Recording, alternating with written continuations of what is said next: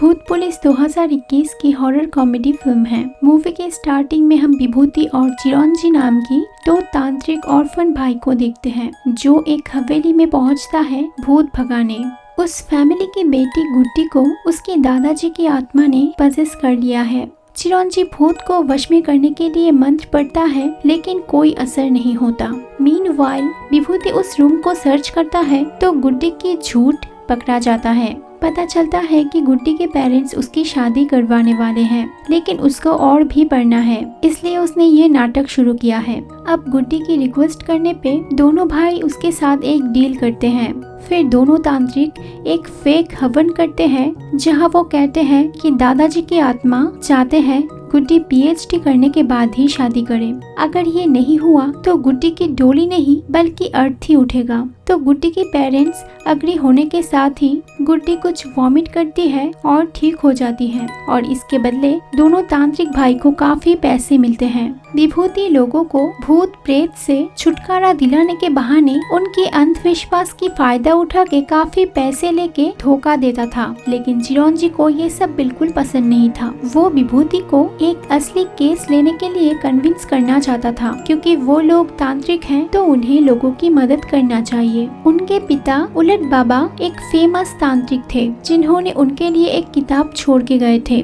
उस किताब में 5000 साल पुरानी भाषा से लिखी गई मंत्र थे जो कि इन भाई को समझ नहीं आता था। चिरंजी अपने बाबा को सुपर हीरो मानता था और उनके जैसा अच्छा तांत्रिक बनना चाहता था, लेकिन विभूति बिल्कुल ऑपोजिट। उसके लाइफ में सिर्फ दो ही चीजें थे, पैसा और हवस। विभूति हमेशा अपने भाई चीकू को समझाता रहता था कि उनके पिता भी शायद फ्रॉड थे, ये सब सिर्फ बिजनेस है, असल में भूत प्रेत कुछ भी नहीं होते। उनके पिता ने उनके लिए एक किताब के अलावा कुछ भी छोड़ के नहीं गए थे, तो इसी बिजनेस की वजह से ही उन दोनों के सर के ऊपर छत है। इसके बाद दोनों भाई एक स्पिरिट कार्निवल में जाते हैं जहां बहुत सारे बाबा आए हुए थे लोगों की प्रॉब्लम्स सॉल्व करने के लिए। हालांकि ये तय था कि इनमें से बहुत सारे बाबा ही फ्रॉड थे। एक दिन माया नाम की एक लड़की उलट बाबा को ढूंढते हुए उस कार्निवल में आती है। उसी दिन चिरंजी को उस बुक में से एक की मिलता है जिससे वो बुक में लिखी गई भाषा समझ पा रहा था। एक फ्रॉड से मिलने के बाद माया को असली उलट बाबा के बेटे विभूति और चिरंजी मिलता है, लेकिन तब तक विभूति और चिरंजी के पीछे एक इंस्पेक्टर छेदीलाल पड़ गया था। तो अपने वैन में भागते हुए दोनों भाई माया को भी ले जाते हैं। रास्ते में माया यहाँ आने का रीजन बताती है कि धर्मशाला के पास उनकी एक टी स्टेट है जहाँ पिछले 2 हफ्तों से सारे वर्कर्स डरे हुए हैं क्योंकि वहाँ एक किचकंडी है। 27 साल पहले माया के पिता ने विभूति और चिरंजी के पिता उलट बाबा को लेके आए थे जो एक किचकंडी से उनकी टी स्टेट को बचाया था, इसलिए माया उनकी तलाश में आई थी। माया और भी बताती है कि उसकी डैड की डेथ के बाद उनकी चाय की फैक्ट्री काफी टाइम से लॉस में जा रही है। माया की बहन लंदन से लौट आई है और दोनों बहन अब स्टेट संभालती है। एक दिन शाम को माया फैक्ट्री से घर लौट रही थी, तभी किचकंडी को देख के वो बुरी तरह डर गई थी। चिरंजी उर्फ चीकू अपने किताब में देखता है कि किचकंडी पहाड़ी जंगल में रहने वाली एक जिद्दी आत्मा है जिसे भगाने के लिए ब्लड स्पिरिट रिचुअल करना जरूरी होता है। विभूति को किचकंडी भगाने के बदले में बहुत पैसे चाहिए था, लेकिन चिरंजी फ्री में करने का डिसाइड करता है क्योंकि ये उनके बाबा की पुरानी केस है। इसके बाद वो लोग सिलाभर टी स्टेट में पहुंचते हैं। माया कहती है कि 1942 में उसके ग्रैंडफादर ने ये जगह खरीदा था, तब से उनकी फैमिली यहाँ चाय के बागान चला रही है। दोनों भाई फिर माया की बहन कनिका उर्फ कानू और स्टेट के जनरल मैनेजर हरि कुमार से मिलते हैं। पता चलता है कि 2 बहनें अब बैंकक्रप्ट हैं, यानी कंगाल। विभूति और चिरंजी सारे मजदूर से वादा करते हैं कि वो लोग इस मामूली किचकंडी को अपने वश में कर लेंगे और किचकंडी को चैलेंज करते हैं, लेकिन रात में कोई भी अकेला घर के बाहर नहीं जाए। अब शाम होने के बाद से ही सब लोग घर में घुस जाते हैं, लेकिन एक मजदूर टॉयलेट के बहाने अपनी वाइफ को लेके बाहर जाता है और दोनों को किचकंडी बहुत डराती है। अगले दिन गांव वाले कहते हैं कि विभूति के चैलेंज की वजह से किचकंडी बहुत गुस्सा हो गई है और अब वो सबको मार देगी।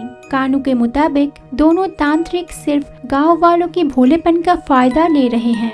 ये सब अंधविश्वास है। तो अब विभूति सबको गो किचकंडी गो स्लोगन के साथ कन्विंस कर लेता है कि वो दोनों किचकंडी को जरूर भगाएंगे। इसके बाद कानू माया को सब बेच के लंदन मूव करने के बारे में कहती है, लेकिन माया के लिए ये फैक्ट्री उनके बाबा की लेगेसी थी, तो वो इसे बेचना नहीं चाहती थी। इसके बाद कुछ वर्कर्स जिन्होंने किचकंडी को देखा था वो लोग चिरंजी से उसका डिस्क्रिप्शन देते हैं, लेकिन सबका डिस्क्रिप्शन अलग अलग होने की वजह से चिरंजी और भी कंफ्यूज्ड हो जाता है। दूसरी तरफ कानू अपनी ब्लॉगिंग से ही बिजी थी और विभूति कानू से फ्लर्ट करता रहता था। काम पे उसका मन नहीं था। विभूति को वहाँ तितली नाम की एक अजीब बच्ची मिलती है जिसे उसकी दोस्ती भी होता है। मीनवाइल इंस्पेक्टर छेदीलाल एक लेडी बनकर विभूति को कॉल करके उसका लोकेशन पता करने की कोशिश करता है, लेकिन चालाक विभूति सब समझ जाता है। दूसरी तरफ चिरंजी कंफ्यूज्ड था और इसलिए माया उसे संतू नाम का एक वर्कर के बारे में कहती है जो थोड़ी दूर मोनेस्ट्री में रहता है। संतू यहाँ तब प्रेजेंट था जब उलट बाबा ने किचकंडी को भगाया था, इसलिए अब दोनों भाई संतू से मिलने जाता है उस किचकंडी की कहानी जानने के लिए। संतू बताता है कि आज से 30 साल पहले वो अपनी पत्नी मंजू के साथ यहाँ काम करने आया था। मालिक ने पहले दिन ही वार्न किया था कि बागान के उस पार जंगल में 100 साल से कोई किचकंडी भटकती है तो कोई वहाँ नहीं जाएगा। एक दिन शाम को गाँव की सारी औरतें काम से लौट आई, पर मंजू को आने में देर हो गई। संतू मंजू को घर के छत पे उल्टे बैठे हुए देखा था, यानी कि किचकंडी उसे अपनी वश में कर चुकी थी और उस रात मंजू ने 2 लोगों को मार के जंगल की तरफ भाग गई थी। फिर उलट बाबा वहाँ आ गए। बाबा को जंगल में एक अजीब सी पेड़ के पास किचकंडी की एक बोन मिला। तभी पीछे से पजेस्ड मंजू उन पे हमला किया था। बाबा ने बड़ी मुश्किल से एक पावरफुल होली सर्कल के अंदर मंजू को कैद करके एक्सॉर्सिज्म किया और अपनी मंत्र से किचकंडी को मंजू के शरीर से निकाल के उस बोन से जुड़वा दिया।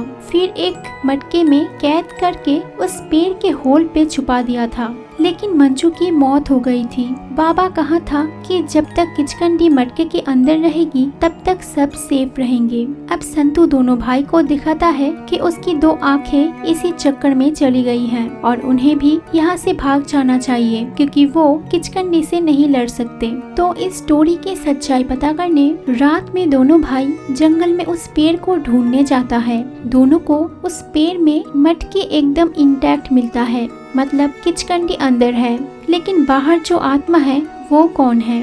अब तक विभूति को यकीन हो गया था कि उनके बाबा एक फ्रॉड थे, तो ये चेक करते टाइम वो मटका विभूति के हाथ से गिर के टूट जाता है जिसमें से एक इंसानी बोन निकलती है। ये वही किचकंडी की बोन था जो उनके पिता ने रखा था। विभूति को ये सब झूठ और बकवास लगती है और वो उस बोन को जंगल में दूर फेंक देता है। उसके लिए इससे ज्यादा इम्पोर्टेंट था नागिन के फिनाले एपिसोड देखना। विभूति कहता है किचकंडी है ही नहीं और दोनों वहाँ से चले जाते हैं, लेकिन तभी हम उस पेड़ के पास एक औरत की जलने की कुछ सीन देखते हैं। फिर वो किचकंडी की बोन अचानक चलने लगती है और माया के घर के सामने आ जाती है। अचानक माया के डॉग शंकु एक बोन लेके उसके रूम में जाता है। दूसरी तरफ चिरंजी अपनी किताब में पढ़ता है कि जब किसी प्रेतात्मा की अंतिम संस्कार नहीं होता तो वो अपने अवशेष से जुड़ के किचकंडी बन जाती है और विभूति को कहता है कि उसने अब मटका तोड़ के किचकंडी को आजाद कर दिया है। उधर माया का डॉग अचानक डर के रूम से भाग जाता है और माया के बेड नीचे गिरता है, तो वो बेड के नीचे झांकती है और उस बोन में से अजीब स्पार्कल निकलते देखती है। माया बहुत ही डर जाती है, इसलिए दोनों तांत्रिक को ऊपर इन्वेस्टिगेट करने जाना पड़ता है। वो लोग बेड के नीचे वही किचकंडी का बोन देखते हैं जिसे विभूति ने जंगल में फेंक दिया था। तो अब चिरंजी शुद्धिकरण मंत्र पढ़ने लगता है और हम देखते हैं ऊपर से एक अजीब सी आत्मा निकल के फिर गायब हो जाती है जो किसी को नहीं दिखता। फिर चिरंजी एक डॉल में मंत्र पढ़ के टांग देता है और माया को ये कह के कंफर्ट देता है कि कल पूर्णमासी की रात है जिसमें उनकी मंत्र की शक्ति ज्यादा होगी और किचकंडी की कम। उसे कैद करने के लिए ब्लड स्पिरिट रिचुअल किया जाएगा जिसे 27 साल पहले उनके पिता ने किया था। इसलिए विभूति चिरंजी से नाराज हो जाता है क्योंकि दोनों असल में ढोंगी बाबाज थे। तो ये सब हवन कैसे होगा जबकि किचकंडी है ही नहीं, उसे कहां से लाएंगे। इसी चक्कर में उनकी भांडा फूट के बिजनेस बंद हो जाएगा। तो चिरंजी कहता है कि असली हवन वो करेगा। वहाँ से उनके जाने के बाद एक भयानक हाथ उस इंचेंटेड डॉल को निकाल देती है। रात में विभूति जब पी करने जाता है तो वो देखता है एक किचकंडी लैडर से ऊपर उठ के माया के रूम के विंडो से झांक रहा है। लग ही रहा था कि ये इंसान है। तो विभूति उसे नीचे फेंक के उसे पकड़ने भागता है। काफी दूर जाने के बाद फाइनली उसे पकड़ता है और देखता है ये तो स्टेट की मैनेजर हरी है। हरी कहता है वो कानू की कहने पे किचकंडी बन के सबको डरा रहा था ताकि माया इस चाय के बगान को बेच के कानू के साथ लंदन चली जाए क्योंकि वो लोग ऑलरेडी गरीब हो चुके हैं। लेकिन माया जाना नहीं चाहती थी, इसलिए कानू ये प्लान बनाया था। तो अब कानू के भांडा फूटते ही विभूति कानू के साथ एक डील करता है जिसमें विभूति उसके प्लान में सबको इतना डराएगा कि माया प्रॉपर्टी बेचने के लिए राजी हो जाएगा और इसके बदले में विभूति को पैसे चाहिए। दूसरी तरफ चिरंजी हवन की प्रैक्टिस कर रहा होता है और उसे किसी की प्रेजेंस महसूस होता है। उधर माया के रूम में बहुत सारे पेड़ के जड़ घुस के एक अजीब आकृति बन जाती है जो माया के फेस पे स्पिट करती है और उस पे हमला करती है। तो शायद ये असली किचकंडी था। नेक्स्ट डे विभूति हवन की तैयारी करता है और चीकू को कन्विंस करता है कि वो अब से चीटिंग करना छोड़ देगा। रात में हवन से पहले कानू दही में स्लीपिंग पिल्स मिला के देती है जिसे विभूति चिरंजी को खिला देता है ताकि उसे कुछ भी पता ना चले। चीकू हवन शुरू करता है और सारे गांव वाले वो देखने आता है। अचानक कानू के सेट किया हुआ स्पीकर में भूत की आवाज आती है। लैंटर्न्स फटने लगते हैं। तभी चीकू को नींद आ जाता है और गांव वाले समझते हैं कि बाबा चिरंजी को किचकंडी मार दिया है। उसी वक्त हरी किचकंडी बन के फ्राई करके सबको डराता है। तो सारे गांव वाले वहाँ से भागने लगते हैं। दूसरी तरफ रूम में माया को असली किचकंडी पजेस करने लगती है। गांव वाले स्लैबर से भागने की तैयारी करते हैं। उधर माया पूरी तरह पजेस्ड हो जाती है। इसके बाद विभूति कानू से फीस लेने आता है लेकिन कानू ये बात डाइवर्ट करती रहती है क्योंकि उसके पास कोई पैसा नहीं था। तभी उनकी राज पीछे से चीकू सुन लेता है। उसी वक्त इंस्पेक्टर छेदीलाल आके दोनों तांत्रिक को पकड़ के जाने लगता है। छेदी को उलट बाबा से बदला लेना था क्योंकि इविल स्पिरिट्स को भगाने के लिए उन्होंने छेदी की शादी बहुत बार बकरी से किया था। मौका देख के विभूति माइक में गोड की आवाज निकाल के छेदी को डराता है जिससे गाड़ी का एक्सीडेंट हो जाता है और दोनों भाई भागने लगते हैं। लेकिन चीकू विभूति से नाराज था और वो अकेला ही टी स्टेट की तरफ निकलता है माया को सब कुछ बताने के लिए। विभूति कहता है उसने ये सब अपने भाई के लिए ही किया था क्योंकि उनके बाबा ने उनके लिए कुछ भी नहीं छोड़ा था। दूसरी तरफ कानू एक हफ्ते के अंदर स्टेट सेल करने का प्लान करती है। वो और हरी माया को पजेस्ड हालत में देख के भागने लगते हैं। जंगल में विभूति को वही बच्ची दिखती है और वो उसे लेके स्टेशन की तरफ जाने लगता है। तभी छेदीलाल वहाँ आता है। सरप्राइजिंगली विभूति वहाँ अकेला ही था, कोई भी बच्ची उसे नहीं दिखता, यानी कि वो तितली नाम की बच्ची असल में एक भूत है। तितली छेदीलाल को डराती है और ये सब देख के विभूति को रियलाइज होता है कि उसने अभी सच में एक भूत को देख लिया है। तो वो बहुत डर जाता है और चिरंजी से मिलने भागता है। वो चीकू से माफी मांग के कहता है कि चीकू सही था, भूत प्रेत सच में होते हैं और वो भूत को देख सकते हैं और जब भी चीकू को दौरा पड़ता है तब उनके आसपास भूत होते हैं। तभी दोनों भाई फैक्ट्री में एक अजीब आवाज सुन के उस तरफ जाता है जहाँ कानू उन्हें सब कुछ कहती है कि यहाँ असली किचकंडी आ गई है जो माया को पजेस्ट करके हरी को उठा के ले गई है। अब तीनों माया को ढूंढते हैं। वहाँ छेदी भी आ जाता है जो बाहर भूत देख के यहाँ भाग आया था। अचानक माया वॉल में चलते हुए आती है और छेदी को पटक देती है। माया चीकू को भी पटक देती है और उसे दूर फेंक देती है जिसे चीकू सेंसलेस हो जाता है। इसके बाद माया उल्टे पैर चल के कानू और विभूति के पीछे भागती है। विभूति को कुछ भी मंत्र नहीं आता था और वो चीकू को पुकारने लगता है मंत्र पढ़ने के लिए। होश आते ही चीकू के पास वो किताब नहीं था, लेकिन उसके बिना ही वो ऐसा मंत्र पढ़ता है जिसे माया के बॉडी से वो आत्मा किसी दूसरे के बॉडी में ट्रांसफर हो जाती है। माया विभूति के फेस पे वॉमिट करती है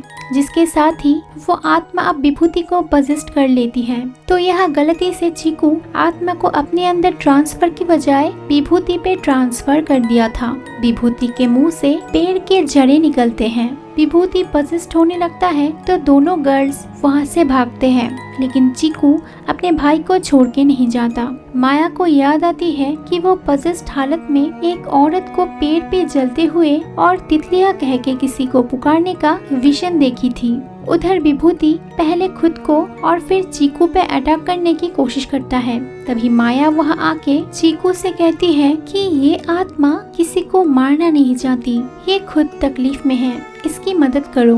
तो चीकू विभूति को टच करते ही एक पास्ट के विजन देखता है जहाँ उस स्टेट में एक फॉरेनर एक औरत को तंग करता है। वो औरत फिर वहाँ से अपनी बेटी तितली को लेके जंगल में भागती है और तितली को छुप जाने को बोलती है, लेकिन फॉरेनर उसे ढूंढ लेता है और उस औरत को पेड़ से बांध के जला के मार देता है। तो इसी औरत की आत्मा अब अपनी बेटी तितली को ढूंढ रही है। चिरंजी कहता है कि विभूति को पता है तितली कहाँ पे मिलेगा। नेक्स्ट डे वो सब लोग जंगल में तितलियां को ढूंढने जाते हैं। एक पेड़ को टच करते ही चीकू को विजन आता है कि पास्ट में तितली यहाँ छुप जाने के बाद उसे भी गोली मार के मार दिया गया था और वो भी अब एक आत्मा है। तो चीकू कहता है कि तितली यहाँ ही है, इसलिए अब पजेस्ट विभूति एक गाना गाता है जो तितली की माँ ने मरने से पहले गाया था। ये सुनते ही तितली अपनी माँ को पहचान लेती है और विभूति से गले लग जाती है।